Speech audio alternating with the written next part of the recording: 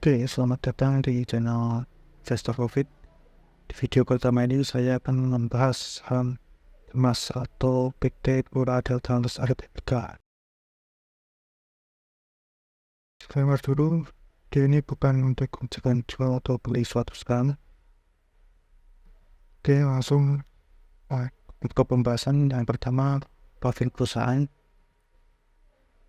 PT Pura Delta Lestari Tbk merupakan pengembang kota terpadu unggulan di Jakarta Timur, di timur Jakarta. Nama proyeknya adalah Kota Delta Mas. Deskripsi proyeknya kota terpadu model berbasis industri. Lokasinya Jalan Tol Jakarta Cikampek, kilometer 37 Cikarang Pusat, Bekasi. Luas areanya kurang lebih 3.185 hektar.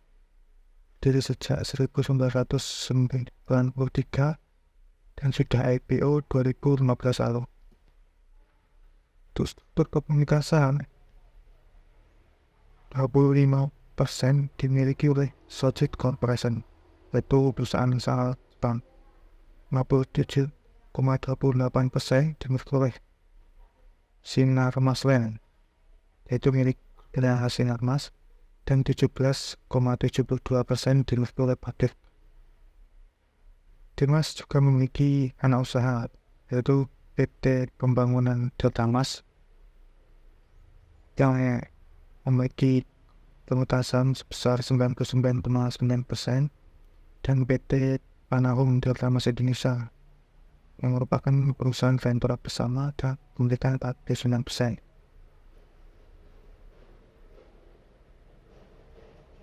Penalti Lestari merupakan pengembang dorong Delta Mas utang terintegrasi dengan lokasi strategis terletak di pusat koridor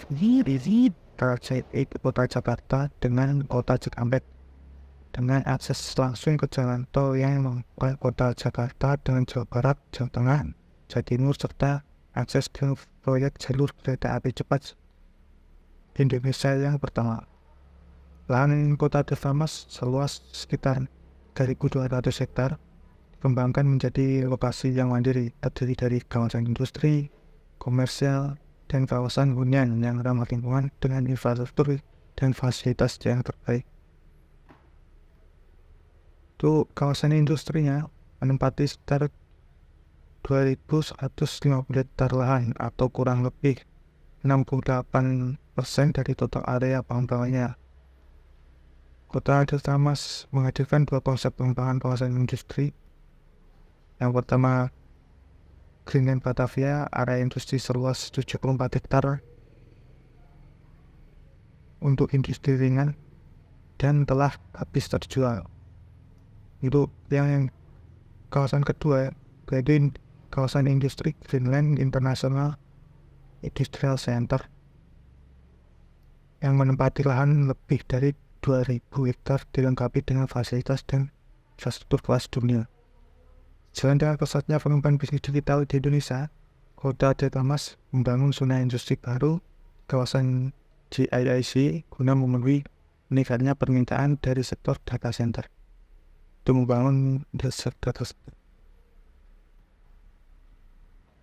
Untuk kawasan komersial menempati lahan dengan luas lebih dari 650 hektar yang terdiri dari pusat komersial yang tersedia untuk komplek toko, pusat perbelanjaan, hotel, apartemen, dan pengembangan zona komersial lainnya.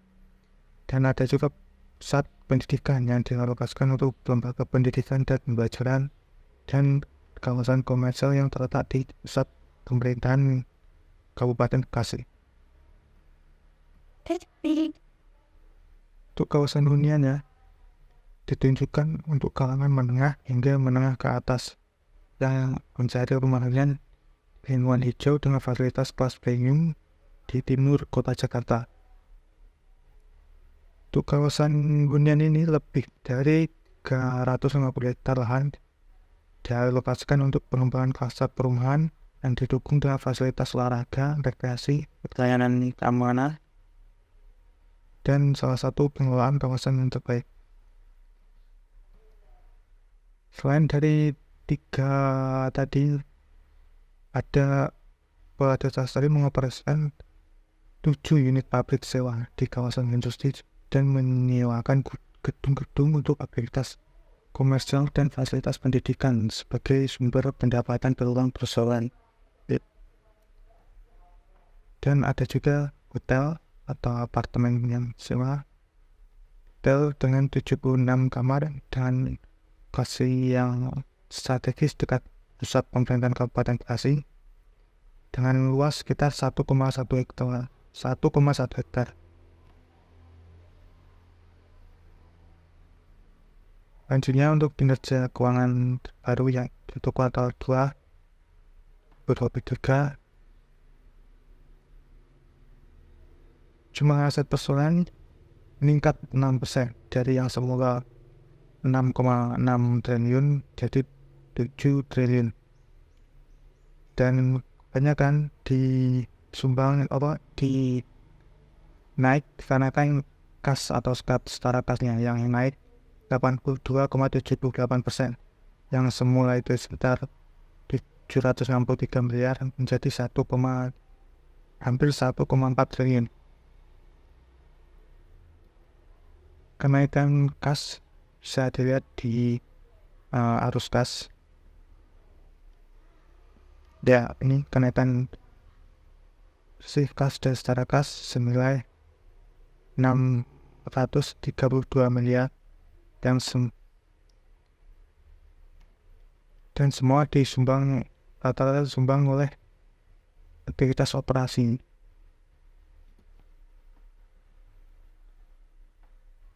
Untuk liabilitas dan ekuitasnya, liabilitas persoalan turun 22,55%, yang semula itu hampir 900 miliar menjadi hampir 700 miliar.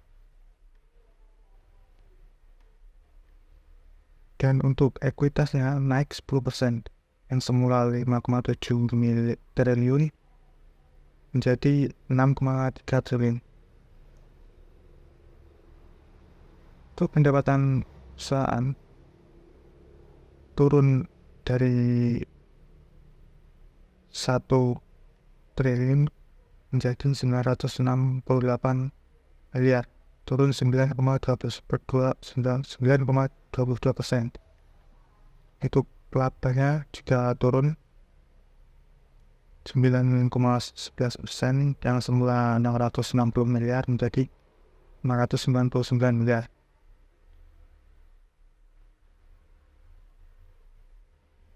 Untuk pendapatan usahanya didominasi oleh penjualan lahan industri, perumahan, dan komersial yang menyumbang 98,63% dari pendapatan perusahaan. Sisanya 1,36% itu dari sewa gudang atau sewa pabrik tadi dan hotel.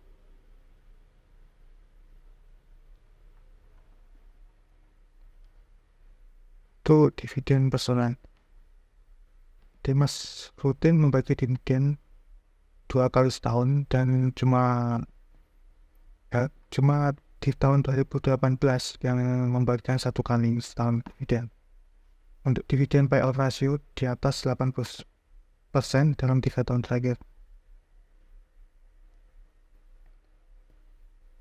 Untuk proyeksi dividen tahun buku 2023 ini, jika tahun ini minimal sama dengan tahun 2018 atau anggap saja 89%,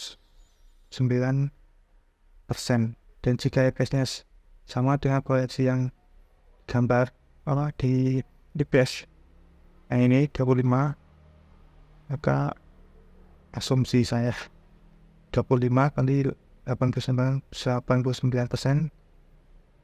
sama dengan 22,25 biasanya. Jika harga per 15 Oktober yaitu Rp177, maka kira-kira dividen yield Dimas untuk tahun nanti total yaitu sebesar 12,57%. valuasi PBV dan PE.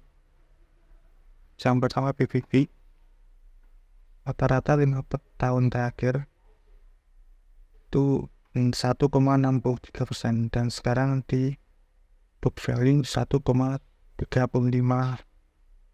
kali, yaitu masih di bawah rata-rata PBV. Untuk PE juga sama di bawah rata-rata 5 tahun terakhir, yaitu rata-ratanya 10,8 kali dan sekarang di PE 7,37 kali. Ya mungkin sekian, terima kasih telah mengikuti pembahasan singkat saham Dimas. Bila ada kesalahan materi atau ingin diskusi bisa tulis di kolom komentar di bawah, dan jangan lupa subscribe channel Extra Profit dan nyalakan lonceng notifikasinya agar tahu update di video terbaru mengenai informasi atau pembahasan saham lainnya.